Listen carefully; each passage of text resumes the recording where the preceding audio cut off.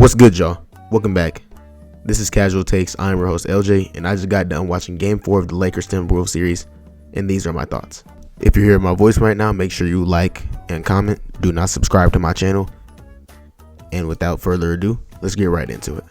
My number one problem with the Lakers offense this series has been that they are entirely reliant on Luka dominating his matchup. This has proved detrimental for the Lakers because players such as Naz Reid, Julius Randle, and Rudy Gobert have been able to hold their own due to their strength and the fact that they're just as quick as Luka Doncic. Now, with me saying that, you might think that I want the Lakers to play less iso ball.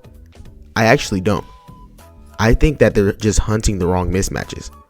Randle, Reid, Gobert, McDaniels, these are not guys that aren't equipped to guard Luka. The two guys that are consistently on the floor for the Timberwolves that are not equipped to guard Luka are Mike Conley and Dante DiVincenzo due to their size. And the Lakers have just refused to go after them. And I don't understand it.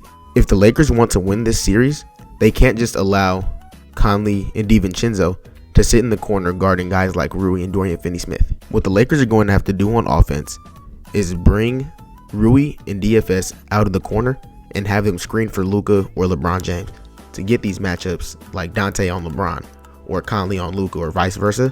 And I know they're going to fight hard to not concede those matchups. But Luka would abuse Mike Conley. Luka would abuse Dante DiVincenzo. LeBron would abuse Mike Conley. LeBron would abuse Dante DiVincenzo. You know what I mean? Leave the mismatch hunting with the bigger players up to Austin Reeves because he can blow by guys like Naz Reid and Julius Randle who have slower feet compared to him. I do not want to see in Game 5 Luka keep trying to go at Julius Randle and Naz Reid and Jaden McDaniels and Rudy Gobert because we've proven that that's not going to win you basketball games. You have to try something new, and I think that something new should be trying to get Mike Conley and Dante DiVincenzo on your bigger ball handlers.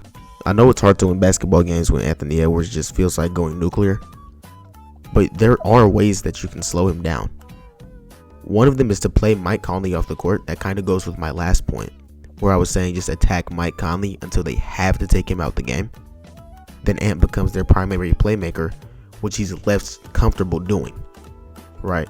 Although he is a solid playmaker and he can just dish out 9 assists like we saw in Game 1, he's not as comfortable doing that as he is to just going at whoever's guarding him. One thing the Lakers for sure could do to slow down Anthony Edwards is not conceding the Rui Hachimura switch every single possession. It was possession after possession this game that they just allowed the Timberwolves to get Rui matched up on Anthony Edwards. That's not going to work, dog. We've seen it countless times.